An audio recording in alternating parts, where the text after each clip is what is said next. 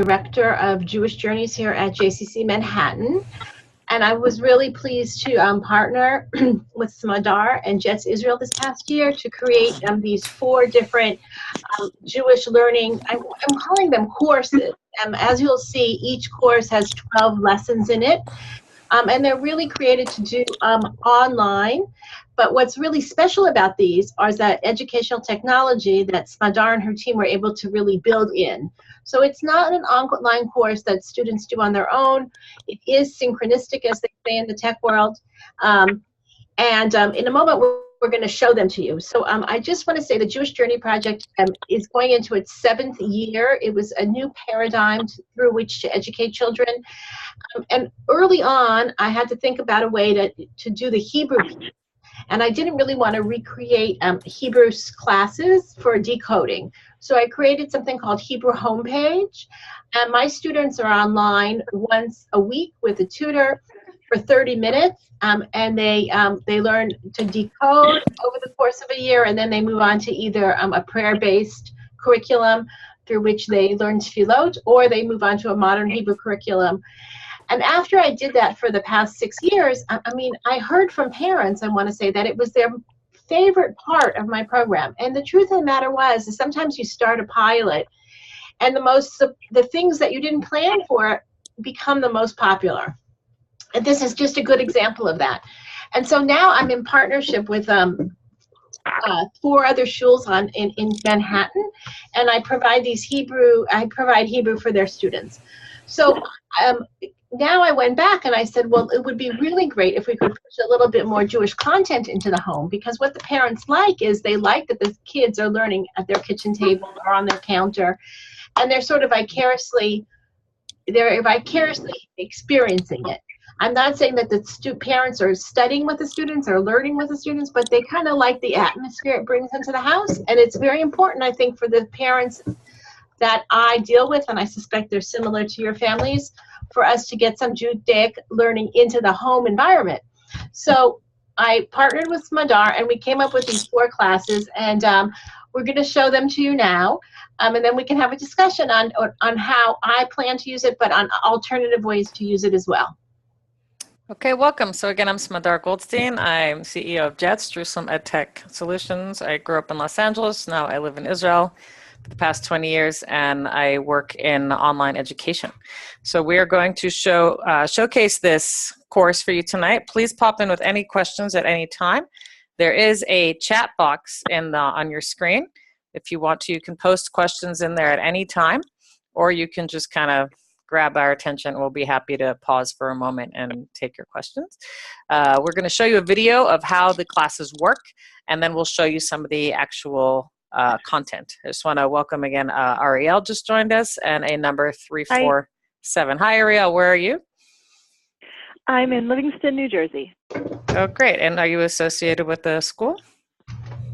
I am. I'm the assistant to the director. I'm also working on curriculum development, and I teach our 3rd grade class.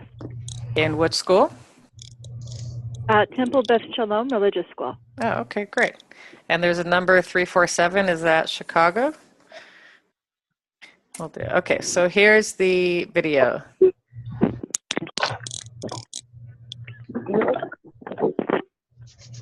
One second. Probably got too much going on here. Let's try it over here. Can you hear it? I didn't start yet. No. You can't hear this? No. Okay, let me try this one more time. Okay.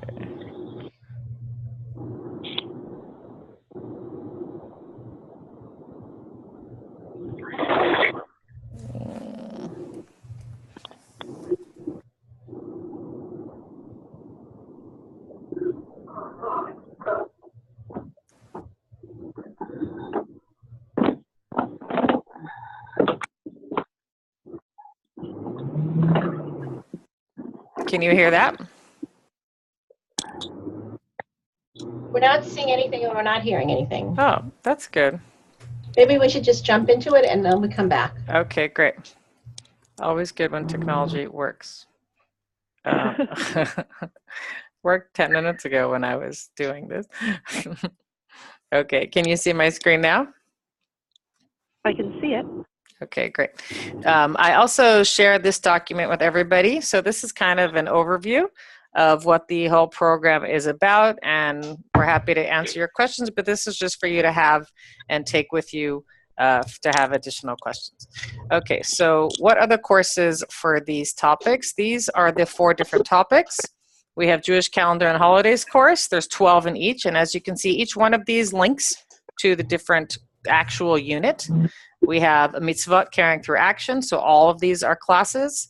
Back to the book Genesis, all of these are classes, and Jewish values and people who live them, and it continues down to here. Obviously, this is a lot to take in a second, and again, Lori is happy to Skype with you, meet with you, speak with you, and go over as many details as you want. We're going to go over a few of those courses right now. Unless you want to see a particular one, I've prepared a few of them right here to go over. Jewish values and human rights, mitzvot lashon hara, Jewish holidays, or back to the book Yaakov and Esav. So anybody want to hop in with any questions, or we can dive right in? We should dive in. Okay, great. So this is the holidays and Jewish course. This is, as you can see, it says lesson 3, which means they've already done a little bit about holidays. So this isn't day 1 of classes, this is lesson 3.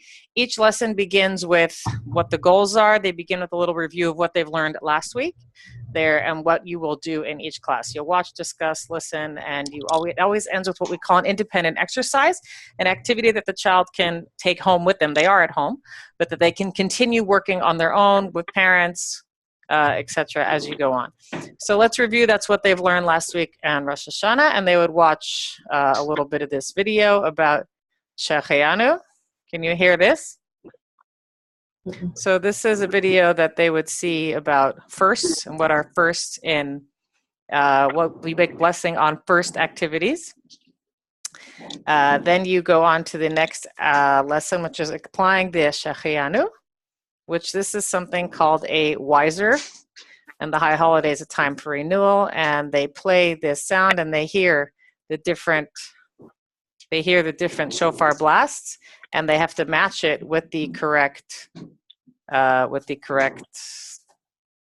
sound. So Madar, we're hearing nothing. Okay, do you hear me? We hear you, but we don't hear you. Okay, so I'll fix that when we get the first question. So just bear with me for a second, and then I'll fix it. I hear it in my headphones. It's blasting in my head. Okay, so how many shofar blasts are traditionally heard on Rosh Hashanah? And they have to just tick off the right one. What is a shofar traditionally made of? And how can I improve for the new year? And here they just write in their answers. So I'm going to ask for a volunteer right here. Shimpa, if you wouldn't mind, I'm going to give you control of my computer. And if you could type in something here, what would you like to change? Or type in over here for improvements. And you can type right there on the computer. And this is simulating how the student can work with the teacher. The child can either do it on his or her own computer, or the student can type right into it. Shimpa, can you type there? I see. I'm on an iPad, so I'm struggling. I'm trying. Maybe someone else has a computer, because I'm not seeming to have any success. Because you're on an iPad. Okay, yeah. So let's see. I'll change that again. Okay, sorry. That's all right. We'll let someone else do it. Is anyone on a computer and not on an iPad? Any volunteers? Harry, are you on a computer? Yes, I'm on a computer. I certainly could give it a try. Okay, so there you go. And you can type in what you want for your, oh, that's a good one. I'll vote for that one. And you could flip over to the other side for improvements.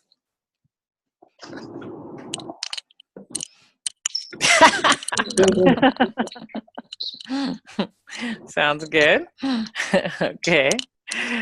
So I'm just going to scroll there. Okay, you could let me drive for a minute there. And then the student scrolls down here, and here are blessings, and they can just review their blessings for all the Rosh Hashanah activities. And then here they can record themselves. So if you were to record yourself here, record audio, and now I'm recording myself, or you could record yourself, and that would immediately upload it and put it into the system. So I don't need to do that now. And then we have a little history of the shofar and what do you think it was used for in ancient times. And here you can write your own answer. So here, if you want to type in something there, what do you think the shofar was used for in ancient times? This is a conversation the teacher can have with the student as well. Remember, this is a one-on-one. Whoop. I'm not sure how I did that. I apologize. Okay, don't worry about it. Okay, I'm going to stop the screen share for a second, and we'll allow you to ask any question in the meantime, and I'll get things back under control. Any questions so far about how this operates? Hi, can you hear me? Hi, yes. Hi, this is Naomi Less. I'm calling in from Lab Shul. Hi. Hi, and I just had a question because of what just happened.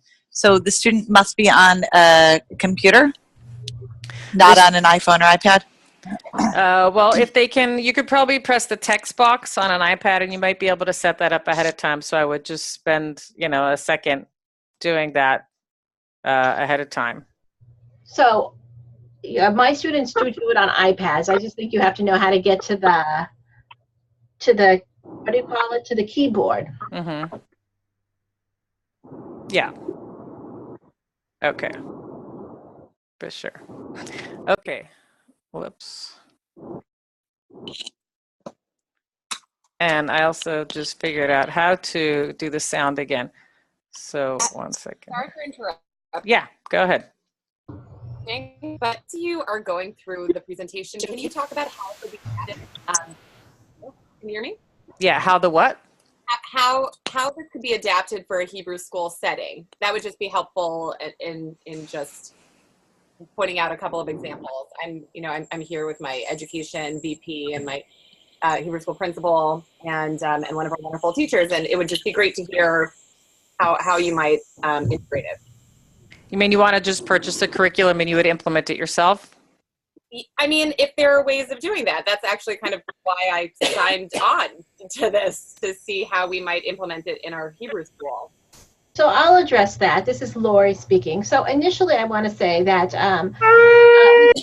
it works now. Initially, this was created for a one-on-one situation where you would extend it to your students at home so that they would have more experience, like I said, beginning with Judaica in the house. We've had other educators approach us about if they wanted just to purchase this. That's a possibility. Every student would have to have, though, a device in order to participate, and your teachers would have to be trained.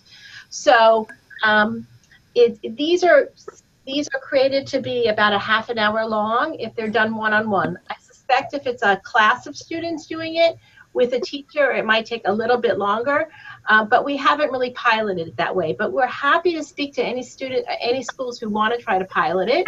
The real question is, do you have the Wi-Fi, and will everybody have some sort of device that they can use? It really isn't going to work in a setting vis-a-vis students sharing devices, et cetera, et cetera. I think that for the kids to really feel active and involved, Smadar has done this with schools when she's taught a classroom of students, and maybe you could speak to how that works, Smadar.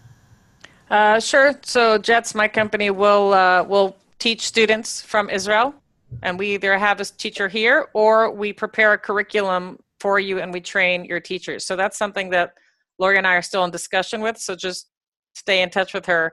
And we're exploring all these options. It's a new program, so all these questions are coming up, and we're happy to continue exploring. Do those answers help?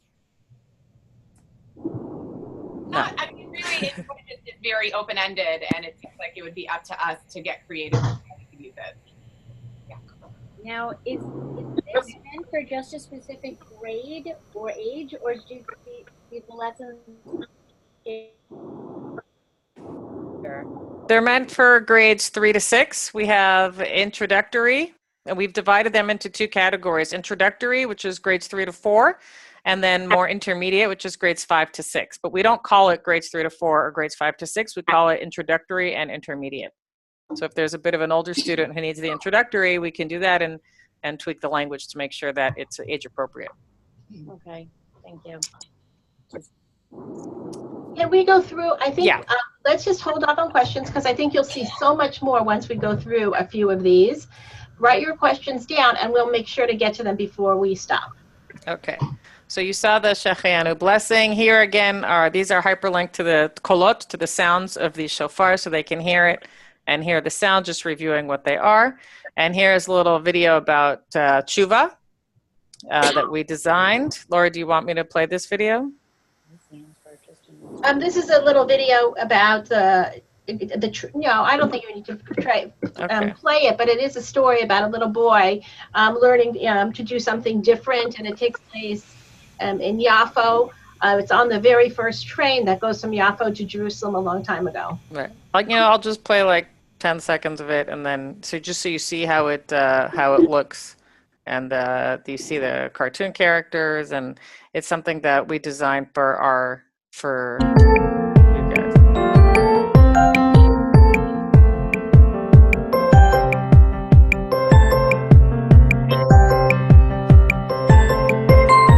So that's just the idea. That's what they look like and sound like. It's very child friendly. It's got music and words, and we can send it to you later if you want. So then their independent exercise is a time for renewal. We saw that one already. The Shechianu blessing, this one's called a Padlet. And when would you have said Shechianu? They've watched a video about Shechianu, means something new. So somebody wrote, I got new shoes. I went to Italy a couple weeks ago. That was exciting. Saw these beautiful things. So perhaps you could say Shechianu there, started a new job. And each student there presses a plus sign and then posts something here. So Neil, is there anything you'd want to say Shechianu on in the past month or on Rosh Hashanah time? Don't mean to put you on the spot, but I'll put you on the spot. Yeah. Brushes are done on time. I would like to say Shechianu. What started on time? My brushes are done. Oh. That's a good one. Drushat completed. On time. That's definitely something to say Shechianu for. So that's how each student posts it here. And then as you can see, we all see each other's. So when they're working one-on-one with the tutor, they'll see what, Lori posted last week. They'll see what I posted the week before, etc. And for those of you thinking of using it in a classroom, the students would add there and they would see it simultaneously. They would see what everybody is adding. Yeah. I can even do that now for you. If I can put this, I'll put this in the chat box. And if anyone wants to, if anybody wants to post in it right now, then you can demonstrate that. I'll just post that link, but you need to, it will open in a new window. Okay, we're going to go on to the next lesson, which is what is Lashon Hara, which is like gossip or however you would call that, and carrying through action. This is, again, a sample of the mitzvot course. And they would check their mitzvah log from last week. And what is Lashon Hara right here? So any kind of communication. Can you think of examples? This is more of an active discussion. And then they click here to see some online scenarios. This somebody is a... has something ringing. Did somebody hear ringing? Okay, go Yeah, ahead. I hear something ringing. I don't know what it is. Oh. It stopped now. Okay, so here are the different chat scenarios. So again, each student completes this form. So here today I tried out for the basketball team. I think I got in, but you should have seen the other kids who tried out. This kid, Steve, he couldn't get a basket. If his life depended on it, I hope he doesn't make the team. And then it's got 68 people see it, 24 people shared it, and somebody wrote here. So maybe students don't know that that's an inappropriate way, that that's called Lashon Hara, that is Rechilut, that this is not an appropriate way of discussion, and that is a violation of Jewish law, and that is a mitzvah to not speak about other people. So they would go through this with their tutor. They have the same thing, chat number 2, and then how would you reply to this? And then here's some kind of fake text, we call it. So it's teaching kids about responsible social media skills, and then they have to say how many of these conversations were Lashon Hara, and how would you, what's an appropriate way to respond to these scenarios, which are very child-friendly, child-appropriate scenarios. Any questions or comments about that?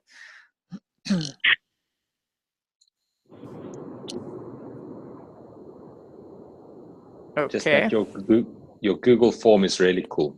I'm going to use that. Which one? The form or the No, chat? the images of the chat is brilliant. So this is something called iFake text, which you can design yourself. It does not work in Hebrew, but you can design it yourself, and then you screenshot it and put it in a Google form. Okay.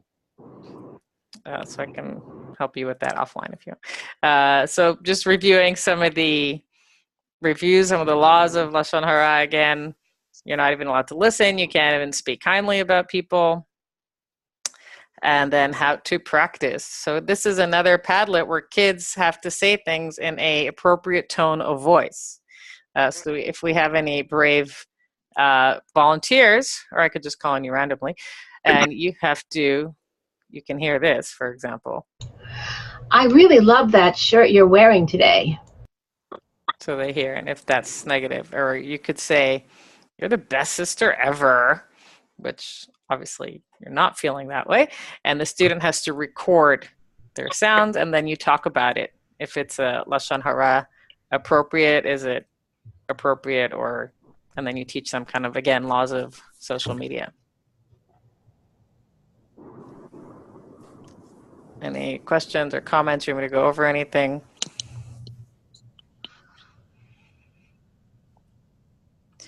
Okay, and then they have their independent exercise to complete here. And how can you stop gossiping? This is, again, a tool called Wiser, and they watch this little video about digital etiquette. Enjoy this movie, then visit brainpop.com for much more.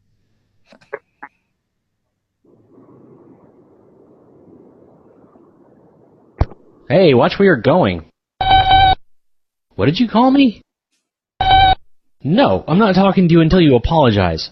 It talks about digital etiquette and how to behave and different things like that. So there's a lot of media that's involved. Do you agree with the rules? What rules would you add or remove? Write or record your answers below. And here again are some ways you can avoid speaking Lashon Hara, and the student then completes the responses like Harry bravely did before.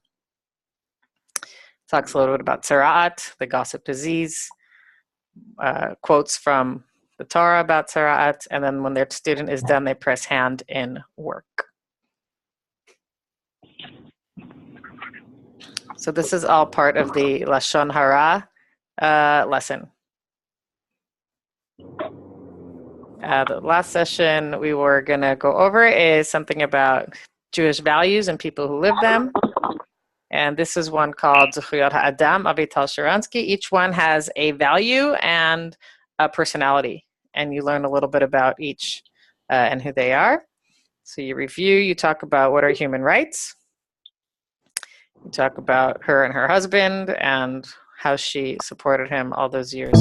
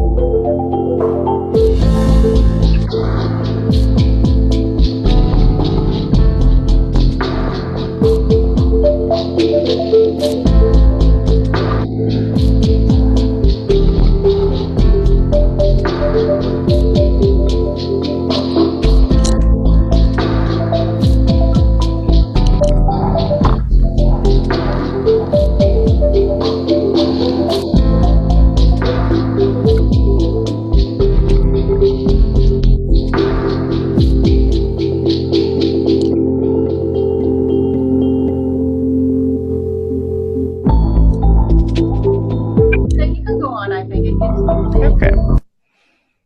So it talks about what a hero she was, and here students talk about what do human rights mean to them. And if you, the student goes to here, and then all the students post, and all the responses appear here. And then here is again. Do you need to get parental approval for the cost of different like text messages and things like that beforehand? What do you mean? Some phone plans require you to pay each time you text, so certain kids are limited in their texting plans and stuff. Oh, for the polls? Well, they can do it right from their computer. They can go to pollev.com/JCC Manhattan 159. So they don't have to text. I can even take that off also, if that's a problem. Okay. Yeah, thank you. That's a good. It probably depends on the family. Yeah. Also, if they're from home, then that'll pick up on their home data. Yeah, but yeah, they can do it here. So this is a tool called Edpuzzle, where when they watch the movie, as you can see these green bars here, it stops the video, and then the student has to respond right at the question. So what drew Avital to Noam? And the student cannot continue until they click the box. And then they are told, I can rewatch it and do a little more work, or I can continue. Eve of their wedding, they were cruelly separated. So each time there's a green bubble here, the video will stop and ask them a question. I'm sorry, was there a question? Okay. And then you can learn more about human rights on this tool. It's another Wiser. Stand up for your beliefs, not just his. So it talks about all different people who stood up for human rights. My husband's British. My mother-in-law talks about Meghan Markle a lot. I don't know what kind of whirlwind she made in New York, but a lot of people talk about her here too. Stop bullying. And these are all different types of people who stand up for human rights. And then the student again fills in which human right is here. How are human rights being fought for in this video? Have you ever stood up for what you've believed in? And then we play a game, which we're going to play right now. Does anyone use Quizlet? You do? Yeah. Neil, you also use it? Yeah, it's so great. Okay. In your classrooms, I take it? So these are so these are the values that have been taught in the class. We're just going to assume that you guys are really good at them, and then we're going to play a game with them.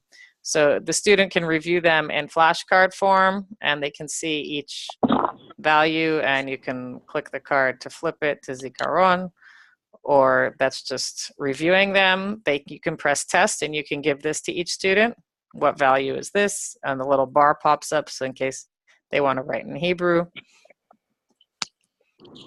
And we're going to play the matching game. So I'll demonstrate it, and then we're going to time against each other and see who wins. So here, like Hannah Senish, you have to match it. You have to drag it over to the picture. And if you get it wrong, it won't match. Okay, so Yozma would be there. Tzedek, I'm not going to give you all the answers because I want you to do it. So I'm going to put this in the chat box, and then everyone's, you're going to time yourself, and we'll see who wins. So if you could click on the link in the chat box, please, and we will see how fast you can do your Quizlet. So one of you can play it in the group, or you can just watch.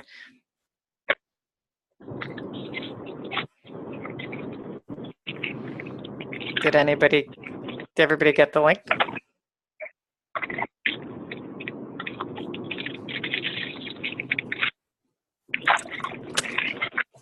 Can you show us the other options aside from the matching again a little slower? Sure. But if people are playing, it'll interrupt them. Okay. So I'll give you another 15 seconds if anyone is able to finish it by then. I got third place. Oh, well done. Okay.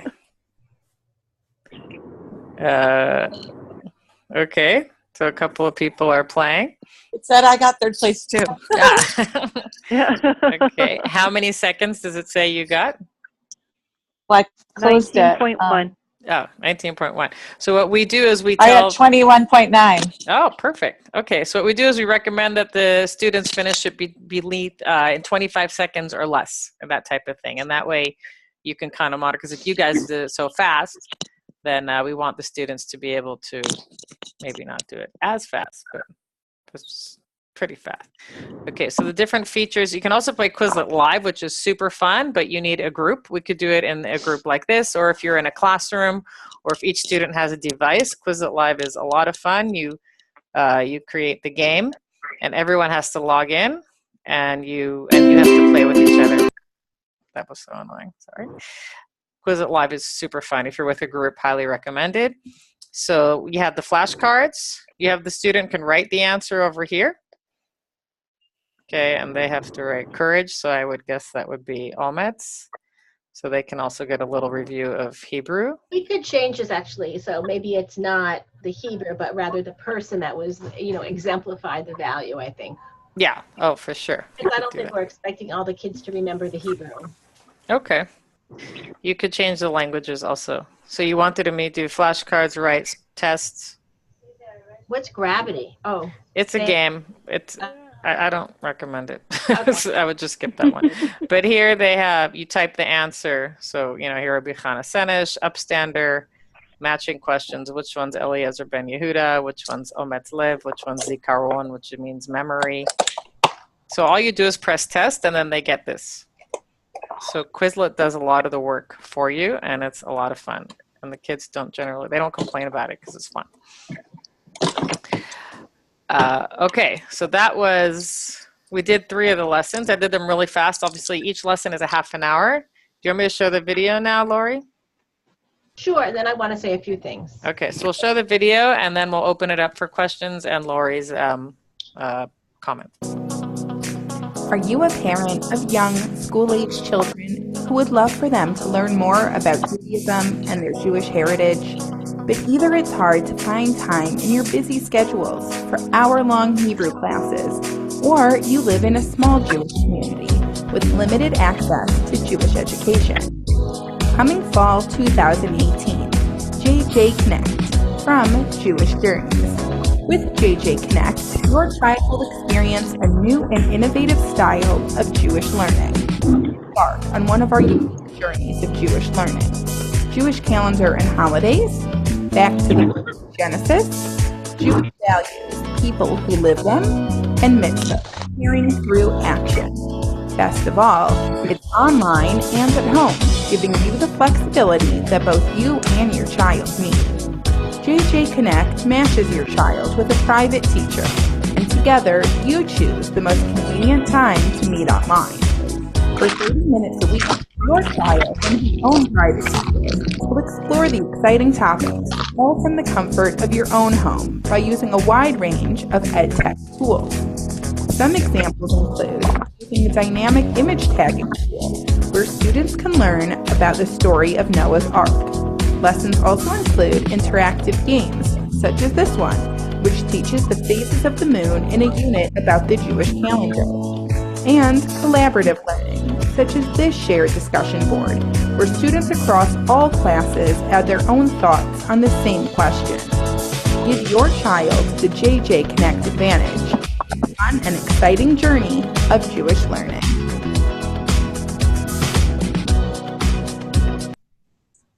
Okay.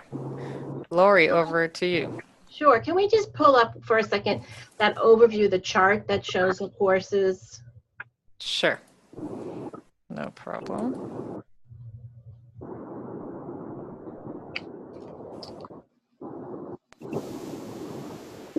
Okay.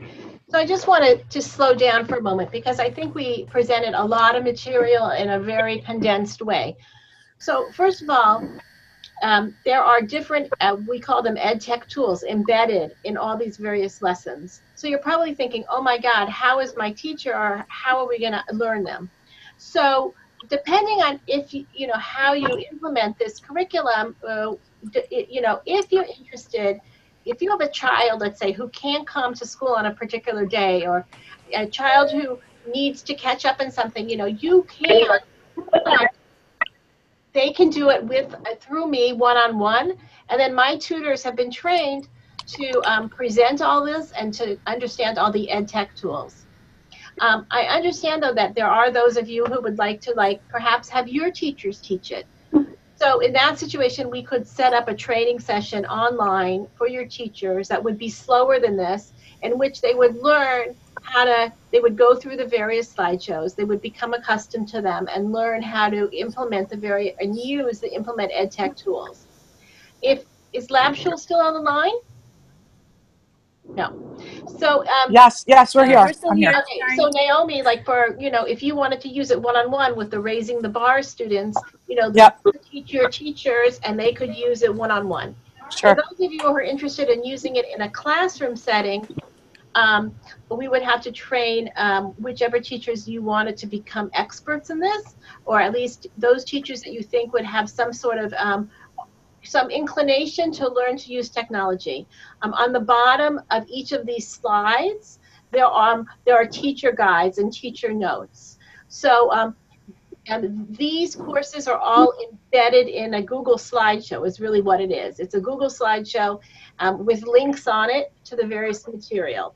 So if you go back again, Smadar, here we go. So just slowly, I want to show you is when I thought about what kind of courses to create, I wanted to create a course, just a basic course about the Jewish calendar and holidays, so that the children would understand the cycle of the calendar, and also a little bit about the lunar months and the moons.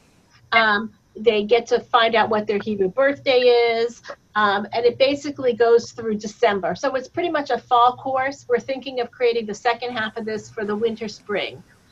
And then if you go down a little bit to the book of Genesis, this course is also it could be for really any age child, but this is for the child who, for some reason, didn't get those Genesis stories, and you want them to learn the Genesis stories, but with a focus on values.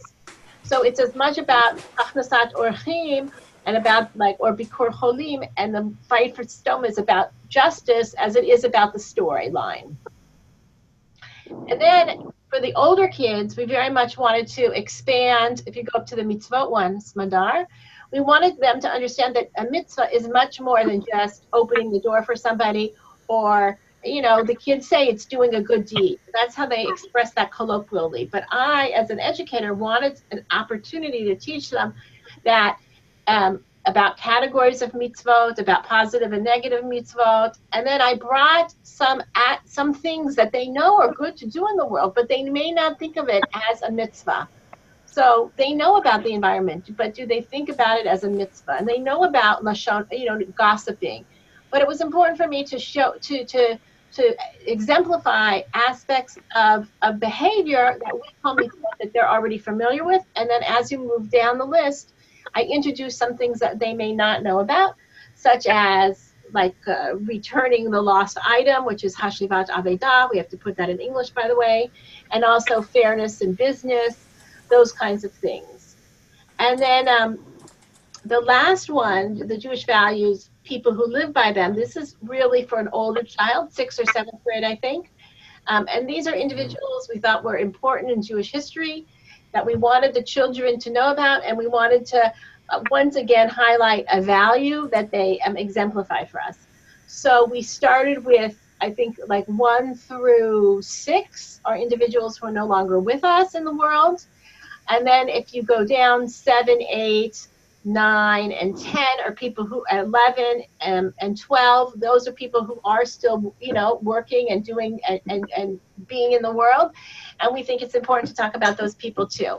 I don't know if you scroll down any further, Smadar, we did some extras. We also have one on these individuals on the bottom in case, you just want to switch them out. But so that was sort of from a pedagogical perspective, how these courses came to be.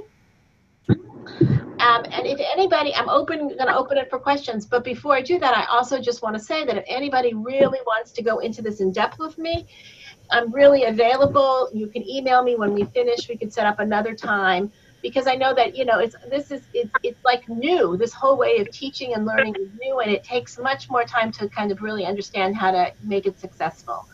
But we'll open it now just for some general questions. Lori, it's Naomi. I just have one quick question. I'm sure I will follow up with you individually about certain other things. But I was 5 minutes late to the call. Did you talk about cost and all that stuff?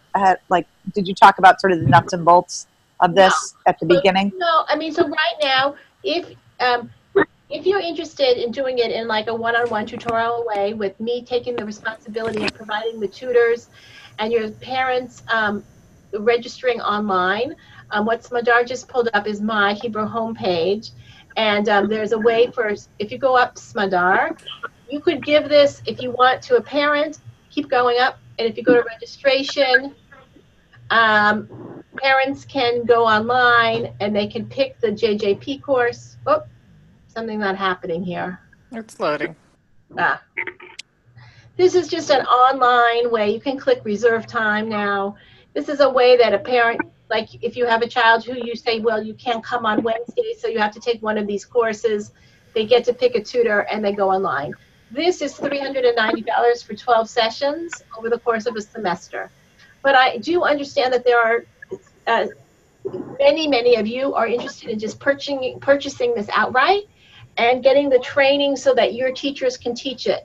So we are thinking about what the appropriate, what it would cost, and right now I'm thinking that we're selling it for $600 for every course, the curriculum, and that would include training, one training session for your teachers, and it would also include Smadar and her team sort of have to do some work on the back end so that on those shared collaborative platforms, it becomes limited to your students. Like your students have their own limited Padlet, let's say, so they see their own work, and it's not like everybody across the nation seeing everybody else's work. That would be a little bit confusing. So some of that has to take place in the back. So that's what we're thinking. And is there a possibility of one last question?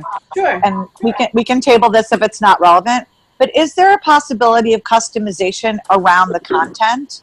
No, you'd have to pay more of that with Smadar. I mean, we spent all summer doing this. I paid a lot of money for this curriculum, and so, for the development of it. And so, if you wanted to customize it, you would have to contact Smadar to see what, you'd have to pay me for that to get access to it, but then the customization piece you'd have to talk to her about.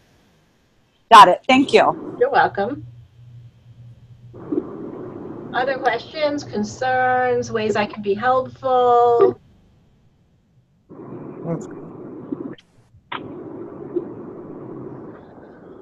So my email, if you want to write it down, is lforman, F-O-R-M-A-N, at jccmanhattan.org. I've also put that in the chat box. I put the basic cost of the course and Lori's email and phone number in the chat. So you can. And we are looking for, it's new, so we are looking for a few congregations or educational programs that would like to pilot this with us. I think we're going to learn as we go, and so, we're interested in talking. We do know that learning online is engaging to students, and that this Zoom platform, which is the platform we're on now, is a very stable platform, and I don't have really any technological problems. It becomes the technological issue is getting the teachers up to speed so that they are able to interact with all those EdTech tools and making them feel comfortable with that.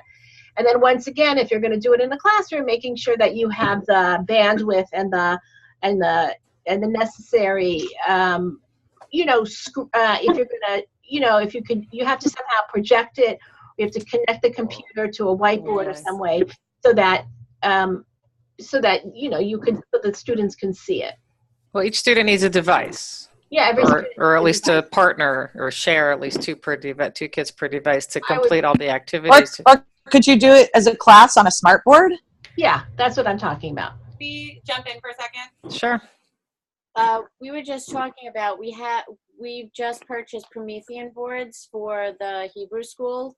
The class, we were thinking about it on the introductory level, the Aleph and the Bet classes, the 3 and 4. And we were talking about how it could be used as a group to do like an introductory and have the kids, write in their books and then engage with the interactive component and then break into smaller discussions and do additional research. And, that would be a way to work with this type of program, and that's what we were just talking about here. We like that idea. what were you talking about as far as the teacher training? Because you were cutting in and out as you were trying to talk, and we couldn't understand that. So that would involve someone on my staff meeting with someone on your staff to teach them how to use all these tools.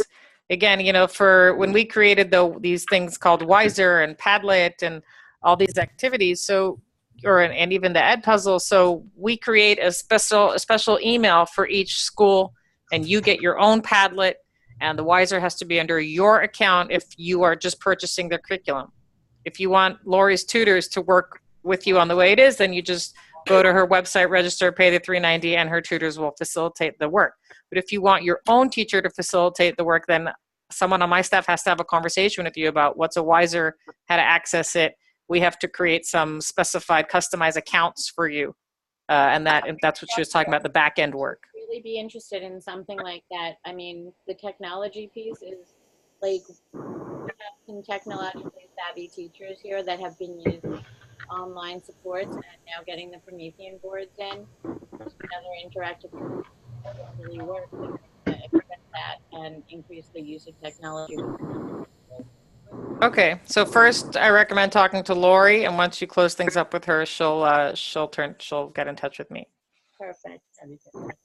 Now, how can we get in touch with Lori? We just Lori, do you want to? I put the email in the chat box again, or email Lori. Do you want to say your phone number again? Sure. My email's lforman, F-O-R-M-A-N, at jccmanhattan.org. And the best way is to email me and tell me your availability, and then we'll, figure out what works for us, and we'll set something up. Okay, perfect. Thank you. Sure. Shimpa, what are you going to do with this in South Africa? We'll wait and see, because I'm pretty structured, but this was really great to watch and see some of what's out there and be on an international call. So, yeah. It's always what good. What time is it there? It's almost 8 o'clock in the evening. Ah. Yeah. Do you want to go international, Lori? No, whoever wants to work with us. We're really interested in seeing how, we're really interested in seeing how this works in different ways. And to learn, it's also a learning curve as well. But we think that these kind of these ed tools are really even new to our students. They're not just new to us and to our teachers. Some of this really hasn't made its way down to the schools. So like when I ask the students what they know, I think the one game that they play in the schools here in New York is Kahoot, which is one of these EdTech tools. Yeah. But beyond that, they're not really using much. Right. So we really have tried to introduce them to many more things. Yeah. And if you haven't played Quizlet Live yet in your classrooms, I highly recommend that. That is so much fun. Neil, could you see this? Sorry, go ahead. Sorry, could you see this being used as kind of an extension program? That's how I'm thinking of it. Yes, well, that's sort of how I use it. I use it as an extension program. And like I said, my students sign up with a tutor and they do it at home 30 minutes a week, one-on-one. Okay. I don't have, nobody's doing this without interaction with an adult. It's not like it's not like something they're doing on their own. Okay. I still think they would get frustrated. I don't think that they would feel comfortable enough with all these different tools. And I also don't know how motivated students are to do it on their own. That's why we do it with a tutor. Most of my tutors are college students. And so they really like sort of having somebody young and, engaging to work with. Okay. Thank you. Neil, any thoughts or feedback or comment? No, I think it's a great program. I'm trying to get my school a little more modernized, and I think your classes might be an ideal way for us to do it. Also, we have a lot of kids that, because of baseball or other types of sports, and just like miss a class, during, one day a week or something like that, and we only have class twice a week, so they're missing quite a bit. So it might be a great way for them to still, a little more complete Jewish education. That's what I'm looking into, and I want to discuss it with my director. But I think that this is what really interests me. That maybe we can, help kids get more education this way. Yeah, that's what I'm thinking too. I mean, I also have a lot of students who, you know, they're busy 4 days a week in some kind of a sports activity. And so I think that, you know, if you say to parents, well, okay, look, we're flexible, like, you know, but they have to take this course this semester at home. You're going to have to find a half an hour that works for your family. You know, you know, there's not much more you can do, you know, but give them those kinds of options. Yeah. You know. Harry, any thoughts or comments? You have to just unmute yourself. Yeah.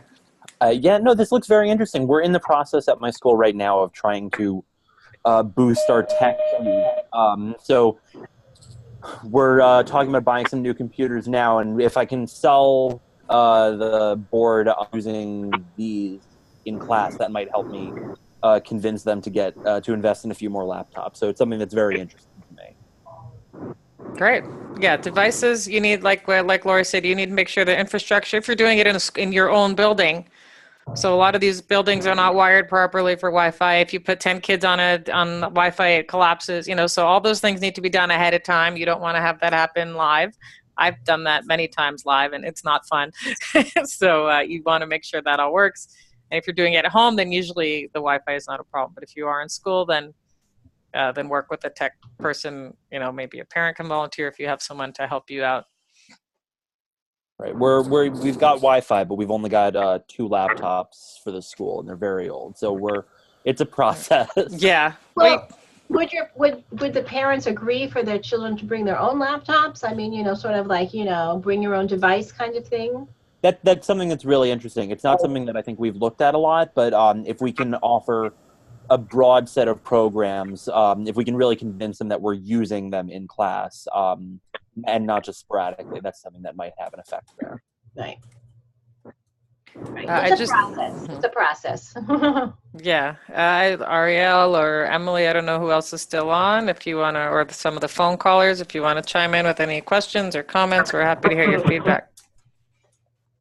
I'm actually looking to see how it might fit into our curriculum, because we do already have fairly established curriculums in the classroom. Mm-hmm. So supplementing with something that is already its own curriculum, I don't know if it'll actually fit in with these kids' schedules, but I'm looking to try and figure out if there's a way to sort of align it with certain grades, and that way it might be a little bit more applicable for the kids who might have scheduling issues. That's great. I'd be happy to, you know, if you get to that point, let me know, and we'll see how we can make that work. Thank you. Sure. You know, yeah.